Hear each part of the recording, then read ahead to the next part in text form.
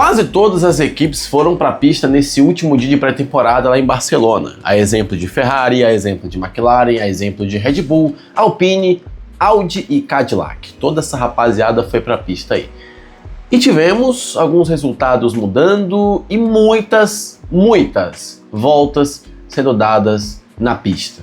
E para surpresa de quase ninguém, poucos problemas tivemos, se é que tivemos problemas. Porque de acordo com tudo que foi relatado, nenhuma equipe teve que parar o carro no meio da pista para ser resgatado, nem nada do tipo. Claro que teve piloto que entrou na pista para dar 2 ou 3 voltas e já entrou nos boxes de novo, o que é natural para uma semana de testes. Porém, nesse momento, no último dia, parece que as equipes já estão começando, enfim, a entender como que o seu carro funciona, ou no caso do seu motor, à exceção da Aston Martin, que foi só para o seu segundo dia, e embora no primeiro teve um problema, que logo depois a gente descobriu que eles pararam o carro de propósito por precaução, para não piorar uma situação, ainda deram poucas voltas em relação a todos os outros, muito porque ela chegou atrasada, é verdade. Mas temos bons sinais, não só pelo lado da Ferrari, que pode ser a principal competidora contra a Mercedes, como na Red Bull, que também pode competir contra a Mercedes, como também na Audi, que teve um problema no primeiro dia, e agora no terceiro, no caso, no terceiro dia que ela foi para a pista e no último, temos bons sinais. Senhoras e senhores, bem-vindos a mais um vídeo. Eu sou o Fernando, falo de Fórmula 1 todos os dias aqui no canal F. E se for novo por aqui, gaguejei legal. Se você for novo por aqui, clica no like e se inscreva no canal para ver mais vídeos meus. E se você já é da casa, só clica no like e hypa o vídeo, que ajuda na divulgação. E é o seguinte, eu vou mostrar os dados aqui para vocês das voltas que tivemos no dia de hoje, porque teremos que ter uma certa conversa sobre o clássico, o tempo de volta conta ou não. Porque é o seguinte, o Hamilton marcou 1:18.3, é o tempo mais rápido não só do dia, como da semana de pré-temporada. Eu já vou falar sobre esse tempo aqui, mas vamos se apegar ao número de voltas, que é o que mais importa. Hamilton hoje marcou 63, o Lando marcou 83, de acordo aqui com The Race, tá? Essa fonte é o The Race. Em algumas outras fontes variam de 10 para mais ou 10 para menos, né? São valores não oficiais. Lando marcou 83, Leclerc marcou 80, Piastri marcou 80 também. Max Verstappen com a Red Bull marcou 118 voltas, um bom resultado, principalmente para quem parecia estar com febre, né? Parecia que ele estava doente. Pierre Gasly marcou 164 voltas, já volto para falar disso aqui de novo. Esteban Ocon marcou 85, Oliver Berman marcou 105 voltas, outro destaque que precisamos dar à Haas aqui. Nico Hülkenberg marcou 78 voltas e o Bortoleto marcou 67 voltas. Nada mal para a Audi aqui, nada mal mesmo. Se a gente for fazer um cálculo aqui, vai dar mais ou menos umas 140 voltas, 145 voltas, aqui acertei, 145. Enquanto Fernando Alonso, que pegou o carro pela primeira vez, colocou o carro na pista pela primeira vez, dado que aconteceu ontem, que a Aston Martin colocou o carro na pista e já teve um suposto problema. Eu falei aqui, né, que estavam falando que foi problema no motor elétrico, foi problema no motor a combustão, foi um problema na suspensão. Ao que parece, a Aston Martin sim detectou alguma coisa, porém pediu para o Lance parar o carro por precaução, né, pelo que a gente ficou sabendo. Enquanto Valtteri Bottas foi o cara que deu menos voltas, com a sua Cadillac ele deu 54. Ok, mas o que foi que aconteceu no treino de modo a explicar tudo isso? Vamos lá. Com a rapaziada que foi para a pista, deu tudo certo. Ninguém enfrentou grandes problemas. A questão foi o Fernando Alonso aqui, que ele entrou na pista com uma espécie de limitador de velocidade. Parece que a Aston Martin não passava de 300 km por hora, mais ou menos por aí. E o Alonso ainda assim conseguiu dar 60 voltas, ele até conseguiu se adequar com o motor da Aston Martin, foi se adaptando pouco a pouco, e a própria equipe, junto com a Honda, acabou fazendo isso para que o shakedown do motor fosse feito da maneira correta. Não liberou a potência inteira, porque não sabia se o carro ia aguentar tranco. Então liberou pouco a pouco, e aí você via vídeos volta e meia do Alonso atacando curva, atacando zebra, se divertindo um pouco com o carro.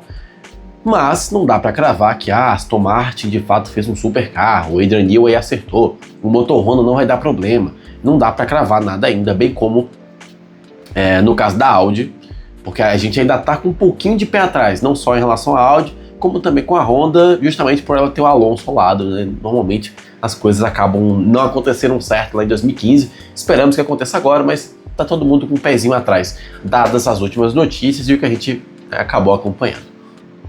Dito isso, vamos aos destaques. Primeiro, só para passar por cima dessas duas aqui, não literalmente, mas nesse vídeo, Alpine e Haas, se os motores forem tão potentes quanto confiáveis, junto com os carros, temos aqui candidatas a underdogs da temporada. Temos aqui as equipes que podem chegar num top 5, num top 6 do campeonato e podem até incomodar as equipes lá do topo, a depender da corrida e, claro, da ocasião. Se o carro da Alpine for tão promissor como está aparecendo, eu não vou cravar nada ainda porque eu vou deixar para o próximo vídeo, que vai sair do panorama geral do final de semana, de quantas voltas cada equipe deu, de quantas voltas cada motor deu. Mas eu tô bem esperançoso pro que a Alpine vai trazer junto com a Haas também, tá? E aí vai depender dos pilotos e tal, mas esse motor de ambas as equipes, né? Uma da Mercedes e outra da Ferrari é bem confiável.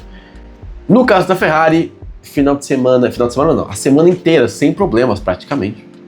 Sem problemas. Eu acho que o maior problema que a Ferrari enfrentou nessa semana foi a chuva. Não tenho o que falar da Ferrari aqui. Claro que a Mercedes foi o motor que mais deu voltas nessa semana de 5 dias, né? Mas a Ferrari não ficou muito atrás, bem como a Red Bull, que eu acredito que foi um pouco nerfada em relação à chuva que deu na terça-feira. Falando da equipe especificamente, não foi uma das equipes que mais deu voltas, porém, não foi bem confiável. Não teve problemas, a não ser a batida do Radiar, que, enfim, ali é uma questão mais de pilotagem do que de construção de carro. Enquanto a Audi teve um dia positivaço hoje, como eu disse, marcou 145 voltas, mas muita gente ainda está com o pé atrás, justamente pelo que aconteceu lá no primeiro dia. E enquanto a Aston Martin, é isso, fez o shakedown no motor agora, não dá pra gente falar muito, nem em confiabilidade e nem de ritmo, porque tempo de volta aqui não importa. O Hamilton marcou o tempo de volta mais rápido da semana. Eu vou até pular para essa parte do vídeo já. O Hamilton marcou o tempo mais rápido da semana. E aí, você vê muita gente falando de brincadeira, que, poxa, eu achava que o tempo de volta não se importava até ficar sabendo que o Hamilton marcou a volta mais rápida. De fato, o tempo de volta importa. Só para dar uma brincada, para dar uma animada na Ferrari, não que a Ferrari precise de um tempo de volta mais rápido numa semana de pré-temporada para ficar animada. É uma equipe que já tem 15 títulos mundiais, embora não ganhe desde 2008. Dito isso, não importa tanto, né? A Mercedes não forçou, a Mercedes nem foi para a pista, a Red Bull não forçou com o Verstappen, ninguém forçou, ninguém estava nem aí para tempo de volta. Como o Lando sempre diz, desde 2022, quando ele marcou o tempo de volta mais rápido num dia lá, e ele falou: agora todo mundo vai falar que a gente tem um carro mais rápido, sendo que esse tempo de volta não importa. Continua não importando, tá? Tempo de volta em pré-temporada, em 22, em 23, em 24, em 25, em 26, não importam tanto, a não ser que seja o último dia de pré-temporada lá no Bahrein. Ou o primeiro treino livre, o segundo, terceiro, enfim, o tempo de classificação. Dito isso, senhores, amanhã eu vou postar um vídeo, espero que eu consiga postar amanhã, um vídeo com todo o panorama geral de como foi a semana, né, em número de voltas, em confiabilidade, em problemas e até mesmo um pouquinho de um panorama para as próximas semanas, que ainda vão ter lançamento de carros e afins.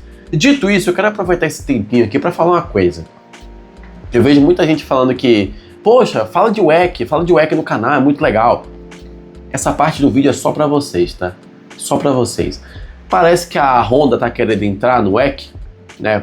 O The Race acabou publicando um texto dizendo que a Honda está começando a ficar interessada em entrar no WEC porque agora ela já colocou o carro da Aston Martin na pista e tem um tempinho para poder pensar na possibilidade, colocar o carro na pista em Le Mans para tentar competir por lá. Uma notícia que animou todo mundo, principalmente agora que o WEC perdeu a Porsche. Tá vindo com a Hyundai agora que é a Genesis, tá vindo depois com a Ford com a E327, a McLaren também.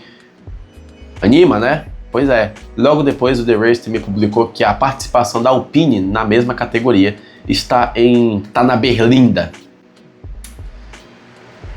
Tá merecendo a gente fazer um vídeo de WEC aqui, né, rapaziada? Mas eu vou deixar pra vocês. Esse aqui foi só um pedacinho. Vocês comentem aqui embaixo. Quero saber todas as opiniões de vocês. Mandem aqui no campo dos comentários. Se gostaram do vídeo, não esqueçam de clicar no like e de se inscrever no canal para ver mais vídeos meus, como o vídeo de amanhã. Até mais, pessoal. Até mais.